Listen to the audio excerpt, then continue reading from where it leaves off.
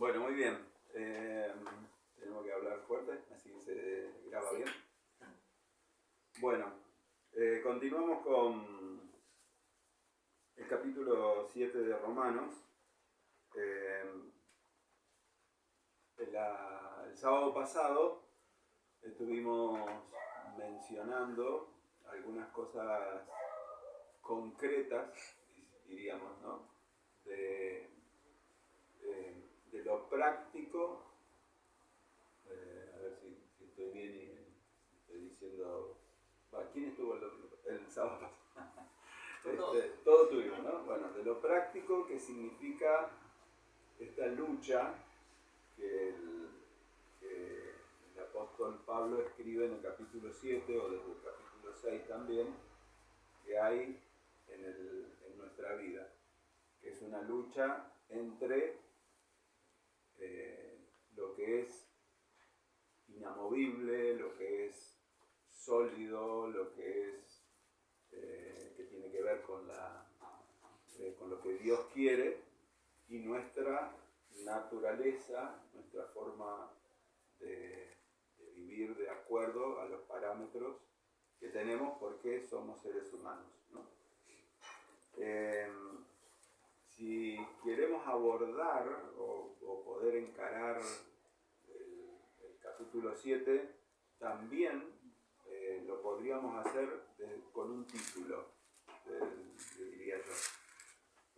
Con un título que, si quieren, pueden, o más que un título, un concepto, que es que puedo tener victoria.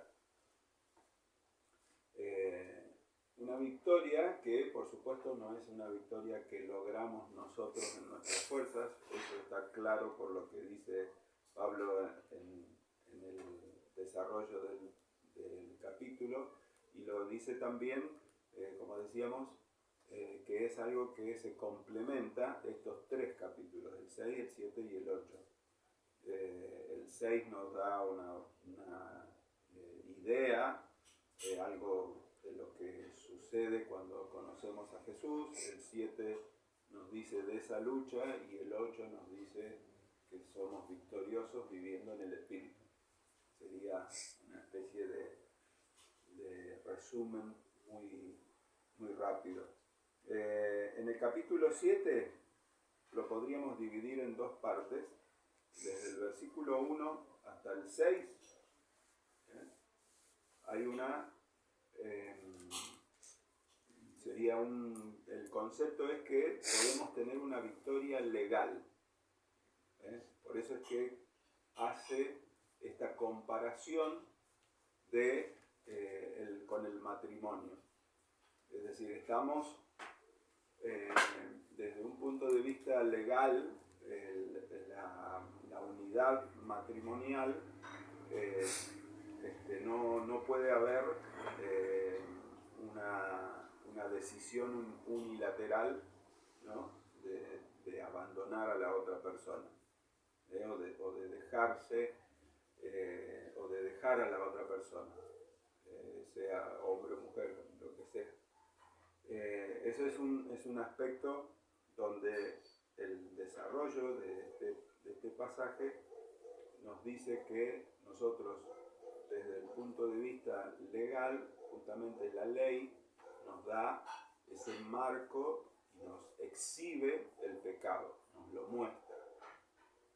Por ejemplo, ¿saben lo que es una plomada o un nivel, no? Él sabe. Yo no sé. Un constructor pone un nivel para saber si la pared viene derecha. Antiguamente se usaba una plomada, que es lo pensé y no lo traje. Es un hilo que, al colgar con un peso abajo, uno pone la plomada y sabe que esa pared o una ventana está bien colocada derecha, ¿no? Si la ley es eso.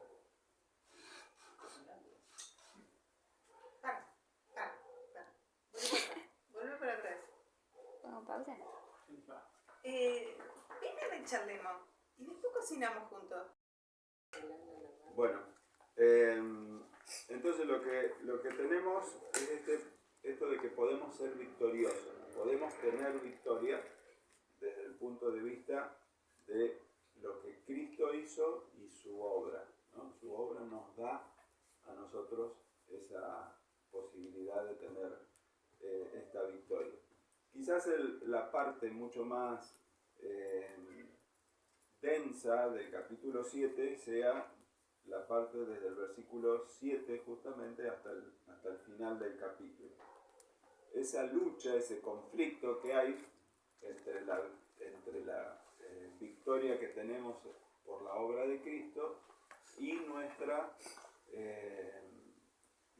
naturaleza y nuestro pecado. Directamente lo que Pablo dice es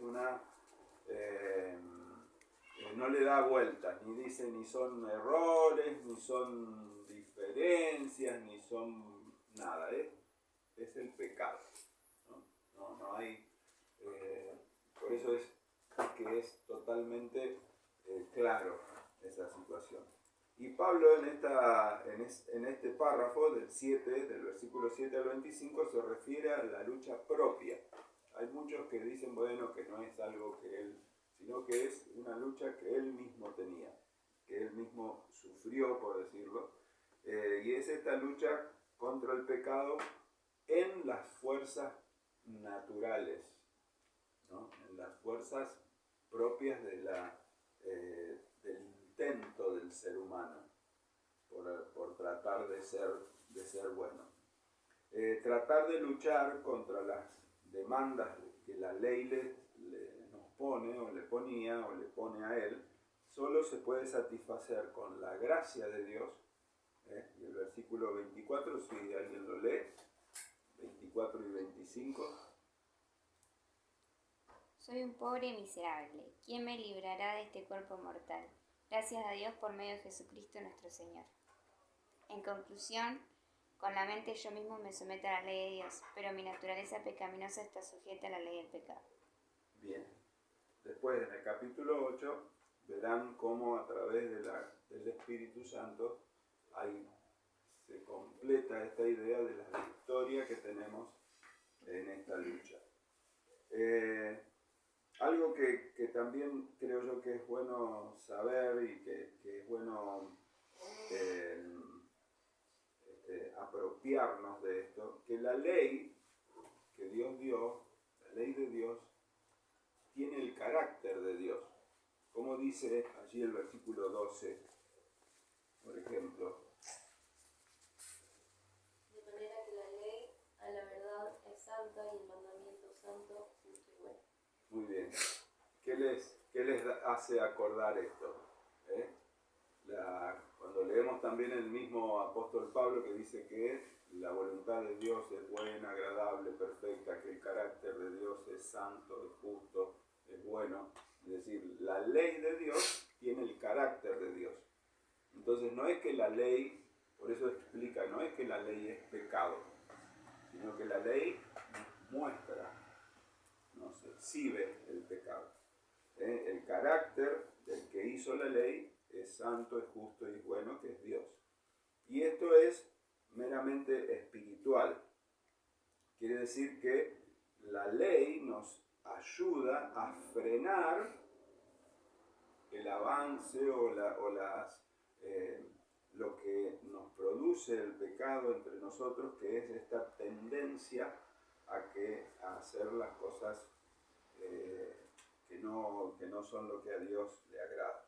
Entonces, lo recto de la ley nos exhibe, nos demuestra, descubre lo torcido, con este ejemplo que dábamos del nivel, descubre lo torcido de nuestra pecaminosidad. Saulo, el fariseo, aquí el que escribe es Pablo, el que fue cambiado, el cristiano. Pero Saulo, el fariseo, creía que estaba haciendo las cosas según la ley y estaba metido en el haciendo las cosas por la letra en sí, no porque el corazón le haya cambiado. Entonces él estaba metido en su sistema religioso, en el cumplimiento exterior y no en el cambio del corazón. Por eso es que él puede llegar a explicar esto que explica realmente como su lucha contra las situaciones que los llevan al pecado, que los llevan a no hacer lo que Dios quiere. El sábado pasado vimos algunas cosas que tienen que ver con el cuerpo. Y hoy a lo mejor lo vamos a llevar a la reflexión de esta lucha o este conflicto con el pecado hacia algunas cosas que son más bien de lo emocional, ¿no? Lo mental y espiritual. Vamos a tratar de rápidamente, empezás vos con el orgullo, ¿cuál era? Dale, Bueno, sí, solo recordar este pasaje que dice el 19, porque no hago el bien que quiero, sino el mal que no quiero, eso hago. Y si hago lo que no quiero, ya no lo hago yo, sino el pecado que mora en mí, y eso hablábamos de esta naturaleza pecaminosa que nos lleva, no que nos saca responsabilidad, sino que es algo, esa tendencia que nosotros tenemos. Dice, perdón, me perdí, y se revela, dice, y me lleva cautivo la ley del pecado que está en mis miembros. Es una lucha interna de cosas que sabemos que a primera mirada decimos esto no tiene que ser, pero naturalmente nos sale caer en eso. Entonces está bueno descubrir. Lo que veíamos la semana pasada era algo más evidente porque es en lo físico, pero esto que queremos hablar ahora, o que entre todos hablemos, quizás es más sutil darnos cuenta. Y entonces por ahí nos lleva más a una evaluación, y a una evaluación espiritual, no solamente de, a ver, me porto bien, me porto mal, sino algo de cómo es mi vida en esencia delante del Señor. Y uno de los puntos, uno de los temas que vamos a ver es el orgullo. Pero antes, ¿tendrás algunas lápices, dígame? Antes de hablar, me gustaría que cada uno pueda contestar estas preguntitas honestamente, porque si no les vamos a preguntar qué respondieron, no les vamos a decir que cuenten nada, sino más bien hacernos una autoevaluación y realmente pensar a ver qué me pasa con estas preguntas. Así que tomamos unos minutitos, cada uno contesta. Bueno, leo las preguntas como para que después, si alguno quiere, también contestarlas. Dice, ¿cuánto te molesta cuando no te reconocen? ¿Por qué temas sos agradecido? ¿Permitís que otros te hagan ver algo en lo cual errás? ¿Cómo lo recibís? ¿Evaluás hacer cambios en tu vida aunque te cueste? ¿Siempre estás seguro de lo que haces está bien? Frente a las dificultades, ¿te sentís vulnerable? Estas son algunas preguntas que nos ayudarían quizás a indagar un poco o a empezar a pensar un poco en lo que es el orgullo. Que en primer momento todos podemos decir, no, yo no soy orgulloso. No, yo para nada. Y hay un predicador que escuchaba que dice que el orgullo es como el mal aliento. Todos se dan cuenta antes que el que realmente tiene el problema. Muchas veces los demás se dan cuenta que soy una orgullosa y yo digo que no puede ser, yo no me creo orgullosa. Y que podemos confundir el tener confianza en mí misma, creyendo que es, bueno, yo estoy confiada en mí, por eso soy firme y tengo esto, y bueno, y a veces caemos esa firmeza que tengo porque tengo una confianza en mí puede transformarse en otra cosa. La confianza en uno mismo es lo bueno, pero está basada en que, bueno, me conozco, sé quién soy, sé mis características positivas, mis habilidades, pero también conozco mis debilidades. Y sobre todas las cosas, cuando uno tiene confianza en uno mismo, es porque se da cuenta que frente al Señor no tenemos otra cosa que hacer que recurrir a Él, porque no lo podemos resolver todo o tener todo 10 puntos. Entonces hay una búsqueda en Dios para encontrar solución o respuesta a nuestras cosas. Pero dice, hay una definición, dice, pero cuando tenemos un exceso de estimación hacia uno mismo y hacia los propios méritos por los cuales la persona se cree superior a los demás, es que ya tenemos que hablar de orgullo. Una cosa es tener confianza en mí, porque me conozco, porque sé cuáles son mis fortalezas y todo, y otra cosa es creerme realmente que ya me estimo de más. O creo que todo lo que yo logro me hace que esté en un peldaño más que otras personas. O yo soy mejor, en definitiva, que los demás.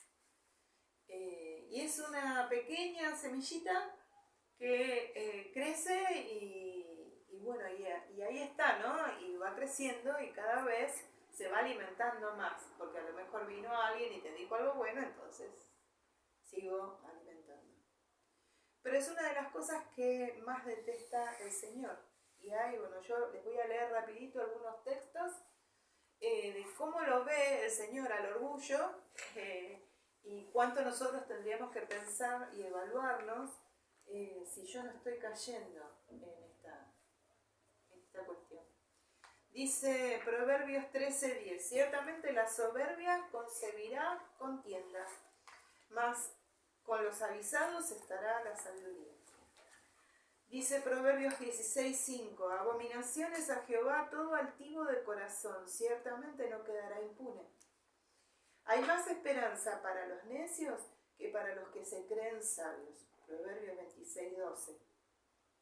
Proverbios 29:23, el orgullo termina en humillación, mientras que la humillación trae honra. El orgullo va delante de la destrucción y la arrogancia antes de la caída. Proverbios 16:18.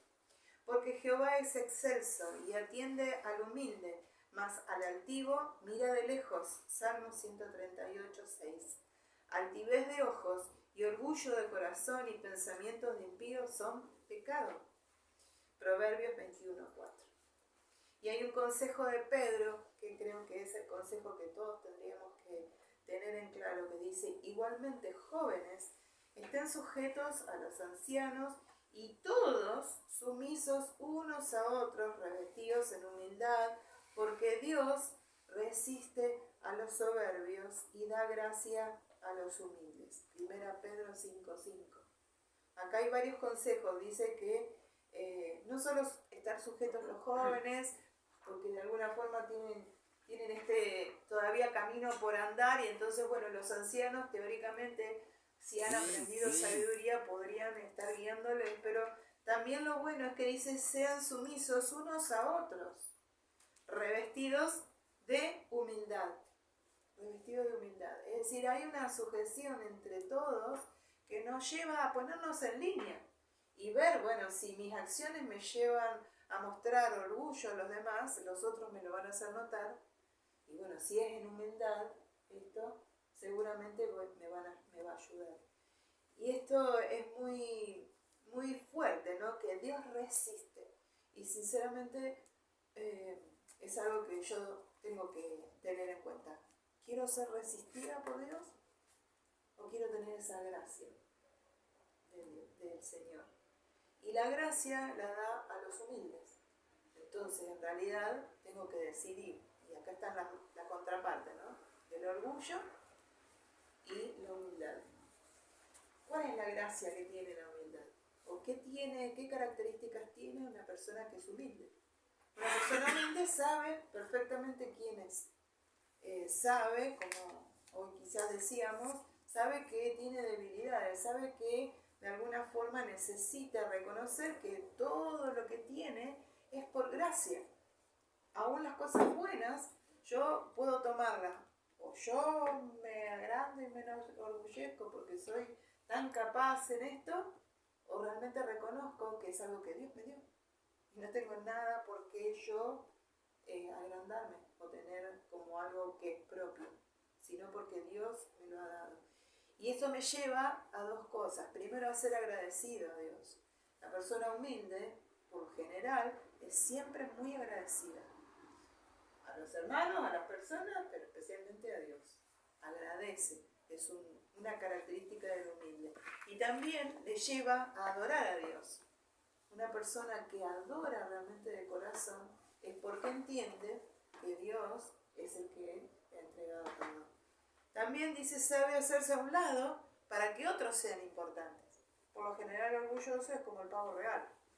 Siempre abre la cola para ser bien visto. No necesita el humilde estar mostrándose o estar diciendo cosas de las que hace él, sino que también, por lo general, los otros hablan de esa persona, porque no necesita estar contando lo suyo. Dice, cuando hay otro que le va mal, él se duele, se pone al lado del otro. En cambio, el orgulloso empieza a decir, y bueno, por algo le habrá pasado, y algo tiene, y qué sé yo, y sí, no es como, en definitiva, está diciendo, no es como yo, que yo puedo sobrellevar estas cosas. También se arrepiente y no se pone a la defensiva. Cuando uno está luchando con el orgullo, muchas veces cuando nos dicen algo, enseguida nos ponemos a la defensiva, empezamos a dar excusas, o empezamos a dar alguna explicación por qué o por otro, en lugar de reconocerlo, ¿no? Y de arrepentirnos de eso que nos están hablando. Dice también, algunas frases, dice, no se queda siempre con la última palabra, sino que tiene una disposición de aprender de los otros, de ver lo que los otros también puedan dar para que crezcan.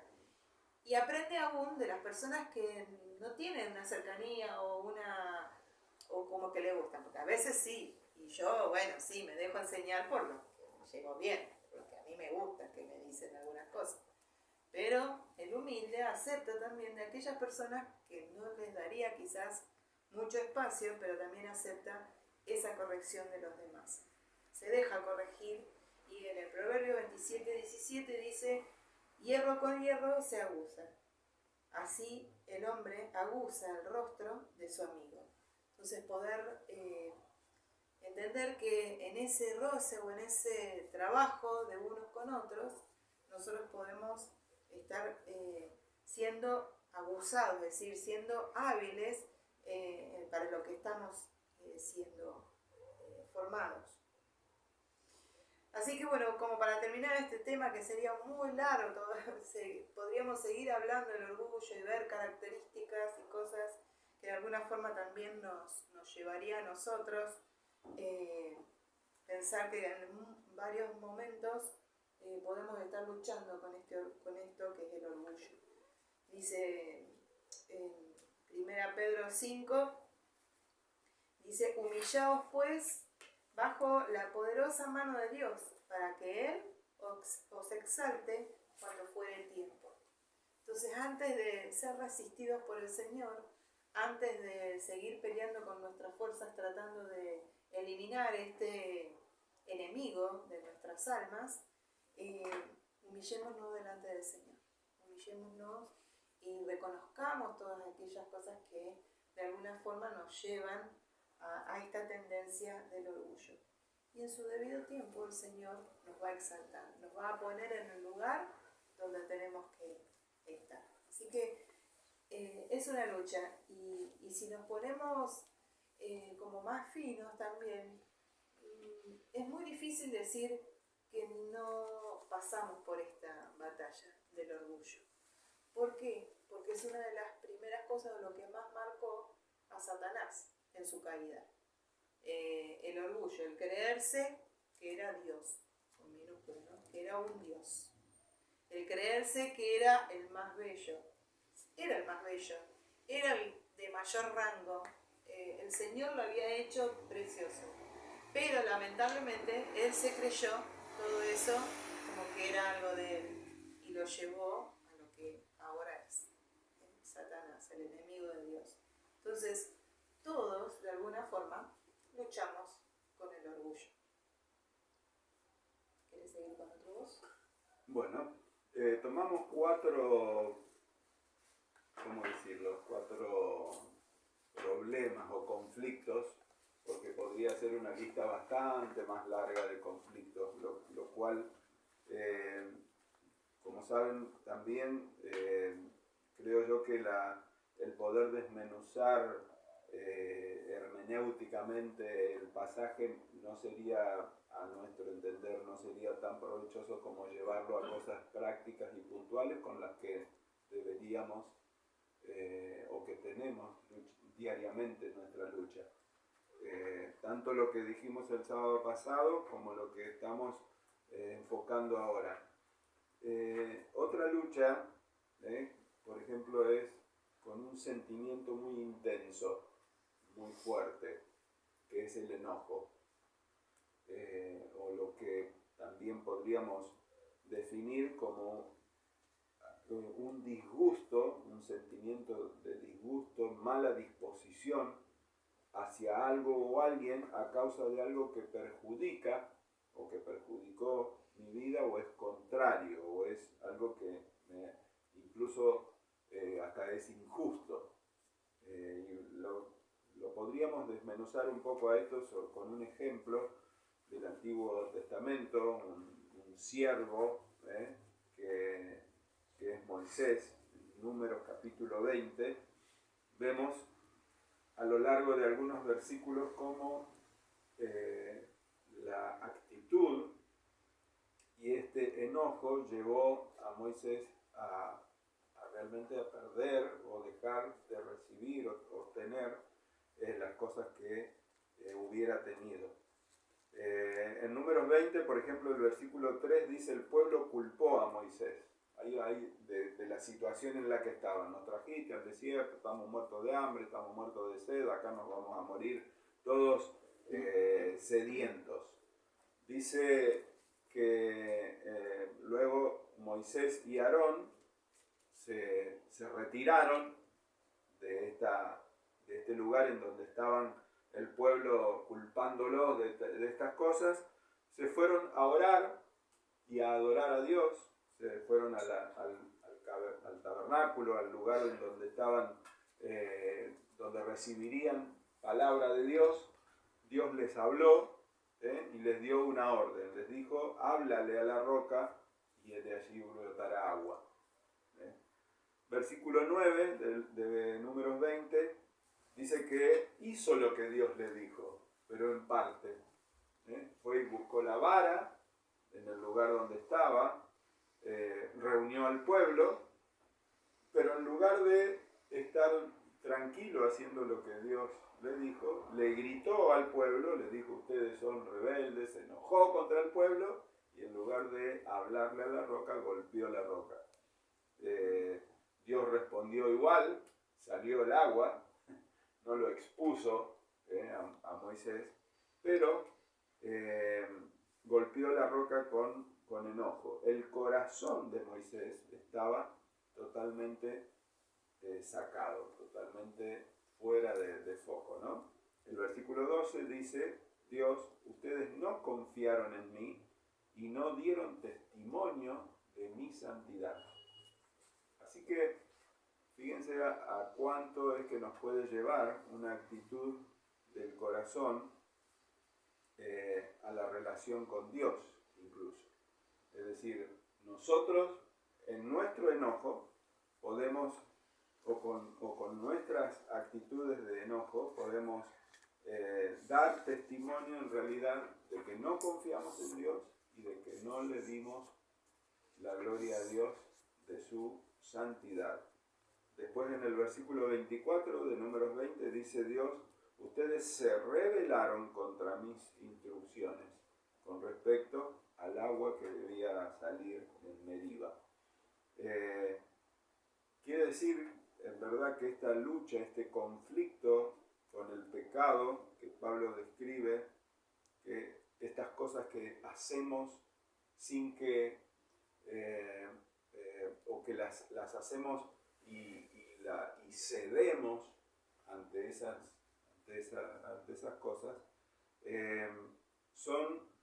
realmente nacen entonces del corazón. No es tanto lo exterior, sino lo que está en nuestro corazón, que es lo que Cristo quiere cambiar y lo que Dios quiere cambiar, por supuesto. Y aún a veces nosotros nos contaminamos, ¿sí?, por lo exterior. Quizás en nuestra casa hemos vivido o siempre hemos estado en relación con gente que se enoja por nada. Y captamos y se nos pegan actitudes las cuales las normalizamos. Las tenemos como que, bueno, todo el mundo se enoja en mi casa, yo también soy un enojón, no sé si se expresa así, yo me enojo por cualquier cosa porque en mi casa vivimos así, o me enseñaron así. Y en verdad no es esa, por supuesto, la idea en lo que Dios quiere de nosotros. Nosotros debemos, con el poder del Espíritu de nosotros, que nos da dominio propio, que nos pone paz, que nos da ser benignos, que tener frutos de paciencia, no de ira y de estar en esa actitud de enojo. ¿Qué texto saben ustedes o recuerdan que habla del enojo tan puntualmente? Bueno, está en Efesios, para no hacerlo tan largo. No se ponga el sol sobre vuestro ojo.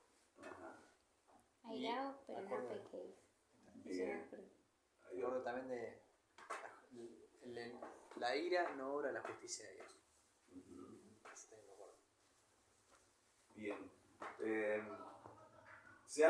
Bueno, podríamos hacer otro panel de preguntas. Las leo primero, para que también las puedan tener en cuenta los que hoy no están con nosotros. Dice: ¿existe alguna persona a quien no hayas perdonado? Si podés poner su nombre para vos y recordarlo, para tomar una acción en algún momento sobre esa situación. ¿Sientes rencor, resentimiento, odio en tu corazón? ¿Eres de enfurecerte fácilmente? ¿Puedes controlar tu enojo? Cuando te enojas, ¿es por mucho tiempo? ¿Cómo reaccionas frente a las ofensas? Estas preguntas son, por supuesto, que son muy puntuales para responder y para tener en cuenta, y no para martirizarte. No es la idea de decir, bueno, estás así, sos rencoroso de esto, lo otro, sino para ese análisis y esa reflexión que muchas veces necesitamos, porque hay cosas que dejamos pasar y las asumimos como normales, por eso decía, ¿no?, desde a lo mejor de nuestros entornos, pero son conflictos que nos llevan a que vivimos desde adentro, desde nuestro interior, y después exteriorizamos cosas porque no las resolvemos en la victoria que tenemos por el Espíritu Santo que vive en nosotros, y que son las que deben hacer que nuestras acciones, nuestras actitudes, nuestros sentimientos sean cambiados y sean reenfocados. Así que las respondemos o las responden a las preguntas con total sinceridad, para que sea un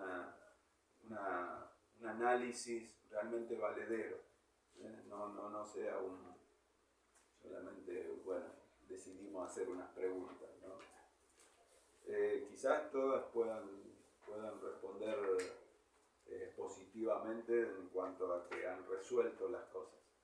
Sería lo ideal.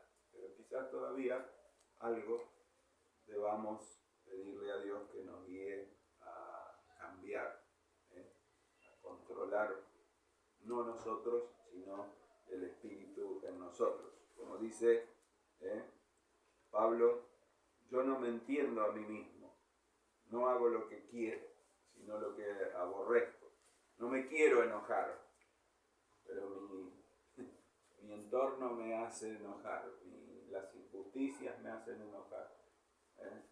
Así, luego dice, sé bien que si hago lo que no quiero, entonces entiendo que la ley de Dios que me dio es buena para encuadrarme, para ponerme un marco en el que tengo que estar. ¿Seguimos con otro? Bueno, seguir, terminar las preguntas. Bueno, yo les voy a mencionar dos conjuntos de situaciones. Y ustedes me van a decir, bueno, el primer grupo de situaciones, ¿qué es lo que dio lugar para que pasara esto? ¿Qué es lo que generó que esta situación se diera? El primer grupo. Israel vagó 40 años en el desierto. Abraham, más allá de que tenía la promesa que iba a tener una gran nación, dio también lugar a una nación feroz, una nación fuerte, fiera, que son los árabes de hoy en día. No sé si saben de dónde vienen los árabes. ¿Saben? ¿De? Arabia Saudita. ¿Cómo? No me escuché. No sé, ¿de Ismael? De Ismael. Bueno, después podríamos... Tienen Saúl, que mirar el Génesis, sí, el inicio de todo. sí. Saúl perdió el trono. José, perdón. Zacarías quedó mudo. En Nazaret no hubo milagros. Pedro se hundió. ¿Qué les parece a ustedes que habrá dado lugar a todas estas cosas en las personas? ¿Por qué se dio? Claro, ¿por qué se dieron estas cosas? ¿Cuál fue el que dijiste antes de Pedro? En Nazaret no hubo milagros.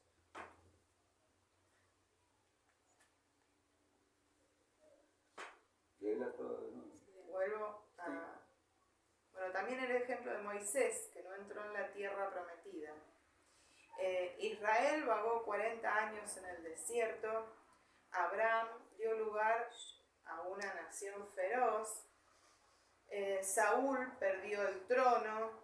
Zacarías quedó mudo. En Nazaret no hubo milagros. Pedro se hundió. ¿Qué hubo en común en todas estas situaciones que generó esto? ¿Qué les parece? Sí, no hay problema.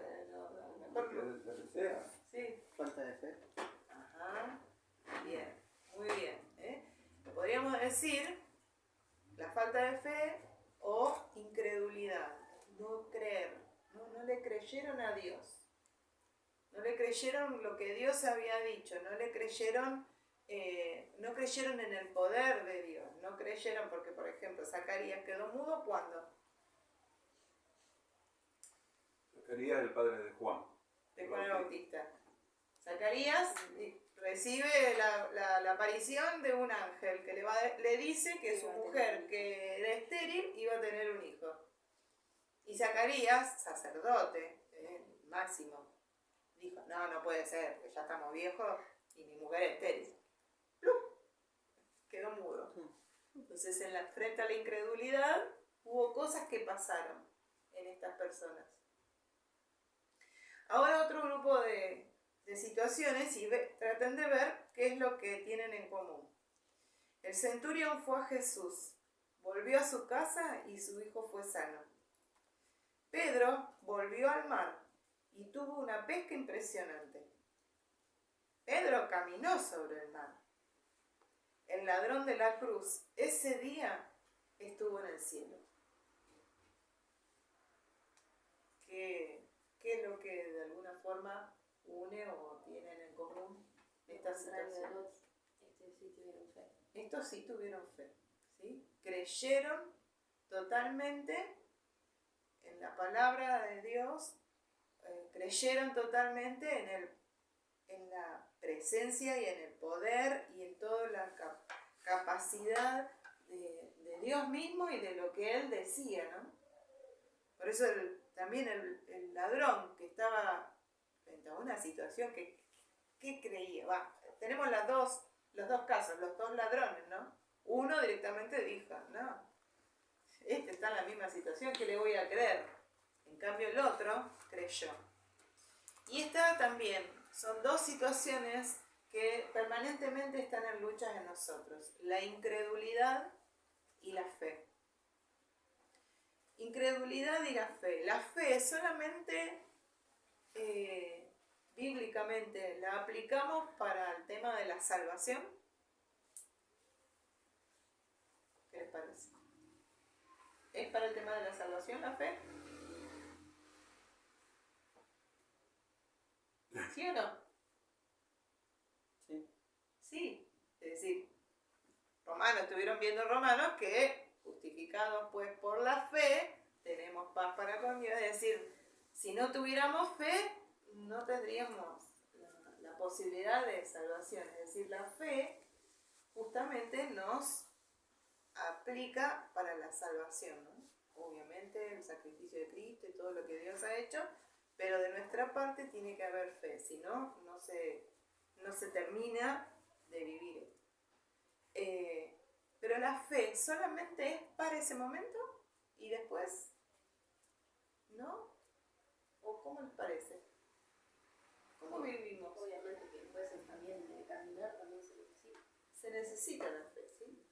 Por eso es una batalla que la vamos a pelear todo el tiempo. Frente a distintas situaciones, nosotros vamos a tener que ver si aplicamos fe o si nos gana la incredulidad.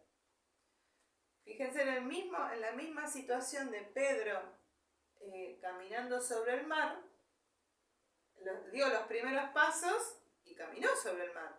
Entonces ahí ¿qué vemos? Que aplicó la fe en lo que Jesús, primero que era Jesús, lo vio, era Jesús, identificó, reconoció a Jesús. Entonces se animó a pedir algo. Y después que Jesús le dice, vení, él en fe dio esos pasos y caminó sobre el mar. Inmediatamente la duda hizo que se empezara a hundir. Muchas veces nos pasa eso. No vamos a caminar sobre el mar, pero muchas veces nos toca enfrentar situaciones que son casi como imposibles o muy difíciles, o cosas que tenemos que andar y no tenemos seguridad, y ahí está esta lucha. ¿Lo hago en fe o tengo esa duda? Que si lo hago o no lo hago, si me va a respaldar Dios o no, si es algo que tengo que afrontar o más vale no. Y la fe es, diríamos, el motor de nuestra vida y es lo que nos lleva realmente a poder vivir la vida que Dios nos da la oportunidad de vivir. Por fe, estas personas tuvieron una respuesta positiva. el centurión vio a su hijo sano, Pedro tuvo una buena pesca, bueno, el ladrón tuvo el de estar en el paraíso con el Señor inmediatamente, y así podríamos ver montones de ejemplos. Entonces, el caminar en fe tiene resultados. Y hay un versículo que, bueno, después voy a terminar con esto, pero y la fe también tiene como distintos niveles. A veces hay personas que tienen fe porque han visto milagros. Por eso, bueno, Nazaret no vio milagros porque no creían directamente. Era la ciudad donde había nacido el Señor Jesús, donde vivió, mejor dicho, el Señor Jesús, y no le creyeron. Así que mismo Jesús dijo, bueno, acá no voy a hacer milagros porque no me creen. Pero hay gente que, bueno, que porque ve milagros, entonces empieza a creer. Pero el tema es que cuando no hay más milagros, la fe se le escapa. También podemos tener fe, en otro nivel podríamos tener fe en la palabra de Dios. Y tenemos fe de lo que vemos en la Biblia, es realmente palabra de Dios, y vemos que hay cosas que son buenas para mi vida, pero nos quedamos ahí en un punto de tener fe en la palabra, pero nos falta el tener fe en el Dios de la palabra, en poder correr riesgos de creerle porque Él es Dios y porque Él está presente en estas cosas. Creer en las promesas de Dios, pero no solamente por la promesa, sino porque es Dios el que lo ha prometido. Entonces nuestra fe tiene que crecer en esa relación cercana con Dios y reconocerlo a Él. Y en el versículo también muy conocido de Hebreos 11:6 dice, de hecho, sin fe es imposible agradar a Dios. Por eso hay la pregunta, ¿no? ¿Esto solamente aplica a la salvación? Obviamente, no vamos a agradar a Dios si no tenemos fe. Y vamos a tener la posibilidad de la salvación gracias a esta disposición, ¿no? De nuestro corazón. Pero también es imposible agradar a Dios en el resto de mi vida si no tengo fe, si no vivo en esa fe basada en Él. Dice, y todo el que desea acercarse a Dios debe creer que Él existe y que Él recompensa a los que lo buscan con sinceridad. Como veíamos en los ejemplos, el vivir con fe trae buenas consecuencias para nuestra vida, trae desafíos y crecimiento para nuestra vida. Muchas veces pasamos vidas quizás así sin muchas cosas, quizás hasta podríamos decir mediocres, porque en realidad nos está faltando experimentar más esa relación con Dios en fe.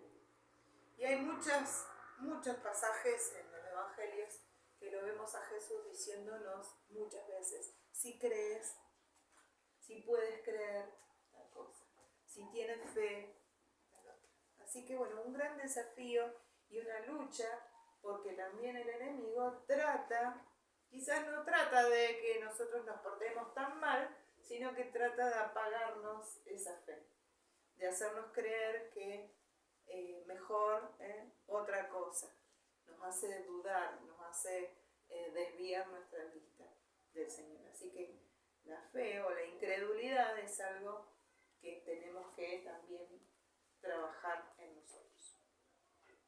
Bien, y yo termino con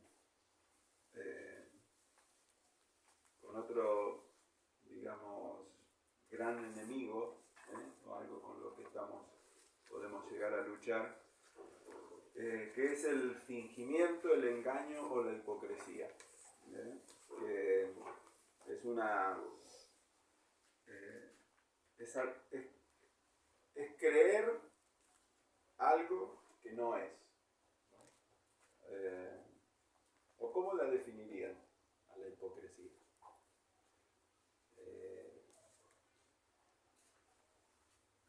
Les metí en un lío porque no estaba en el programa.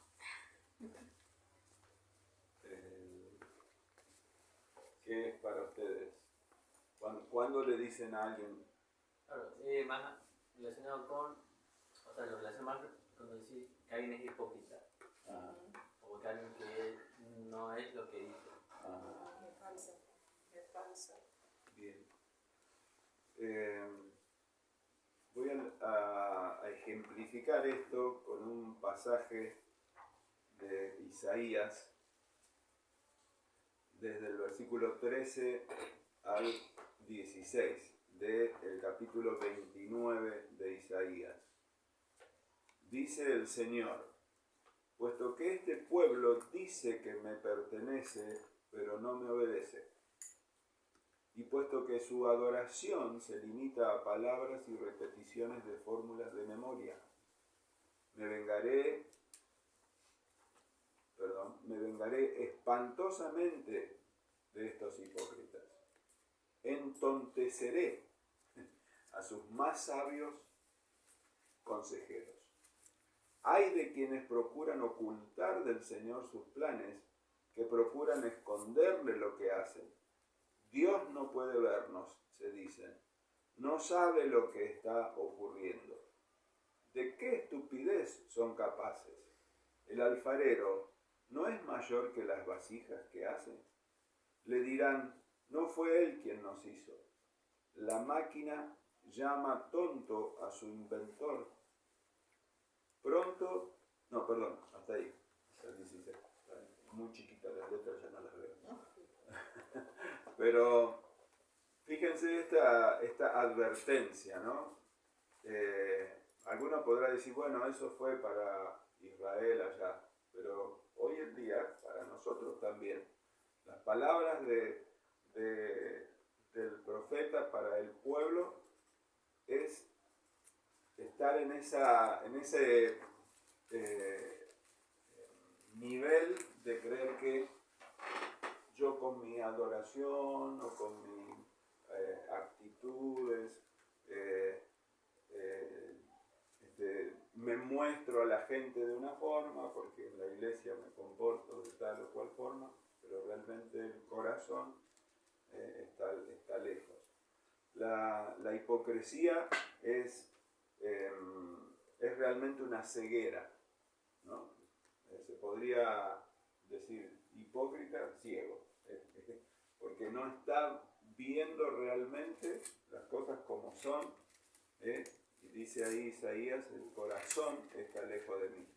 Por eso es tan importante esta revisión de este capítulo, ¿no? Del capítulo 7 de Romanos, desde esta perspectiva, creo yo, para que sea algo que a ustedes y a todos nos sirva en la vida diaria, porque leer la palabra y que no impacte en mi corazón, en mi interior y en mis acciones, es solo lectura. Pero Dios desde siempre se fijó en el corazón. Si bien la ley se dio para enmarcar, para mostrar lo que estaba bien y lo que está mal, pero como explica acá, la ley es santa, es justa, es buena, porque el carácter de Dios es así, y nosotros estamos siendo formados en el carácter, o semejantes al carácter de Cristo. Así que ver al menos estos 4 aspectos de hoy y otros que los que vimos el sábado pasado, y tantos otros más. Cuando yo leo la palabra, y como decía que van a ver allí en el retiro Lisandro, de que pueda la lectura de cualquier cosa, qué es lo que yo puedo entender de lo que leo, creo que tiene que ver no solo con entenderlo teológicamente, sino prácticamente en mi vida. ¿Qué me dice Dios a mí? ¿Qué debo yo ser? ¿En qué debo ser transformado? ¿En qué debo ser cambiado? ¿Cuáles son mis intenciones que el Espíritu Santo todavía no domina? ¿Qué es lo que mis miembros, dice Pablo, hacen y que no quiero hacer eso y lo hago igual? ¿Qué es lo que en qué estoy luchando? ¿Cuáles son mis luchas? Si esas cosas, la lectura de la palabra, no me llevan a que realmente deje que el Espíritu Santo me transforme y me haga esa nueva criatura que ya soy, pero que a veces sigue en proceso, ¿no? Todos seguimos en el proceso de transformación. Así que pasamos por el orgullo, pasamos por el enojo, pasamos por la incredulidad y pasamos por la hipocresía como aspectos que quizás tengamos que crecer en la resolución de estas cosas. No que crezca, no que crezca el enojo, ni que crezca, sino que al contrario yo pueda crecer en la resolución de esto. Y les va a ayudar muchísimo el capítulo 8 en la vida en el Espíritu.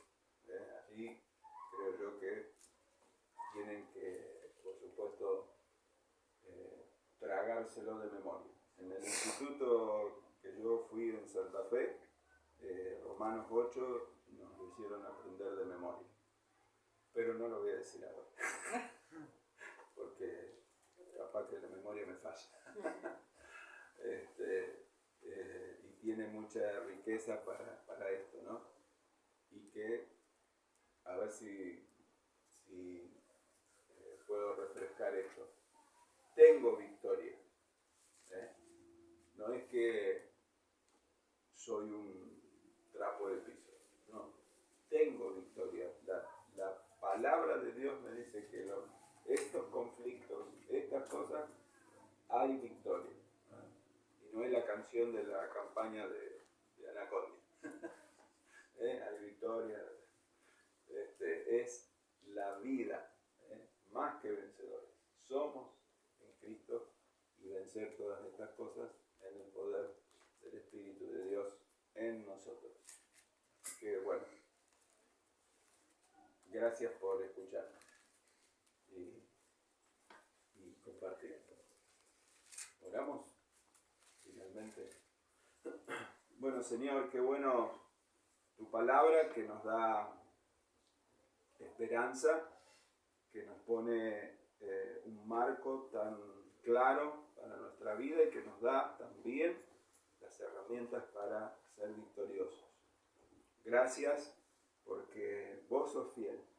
Gracias porque vos mostraste tu carácter bueno, santo, justo, al ponernos y al confrontarnos con la ley tuya, que es igual en su carácter, Señor, para que nosotros podamos allí buscarte, buscar con sed realmente el que tu corazón esté impregnando nuestro corazón, que tu gracia, Señor, está abierta, está posible para que nosotros podamos meternos en esa gracia y disfrutarla y saber que somos en ti más que vencedores.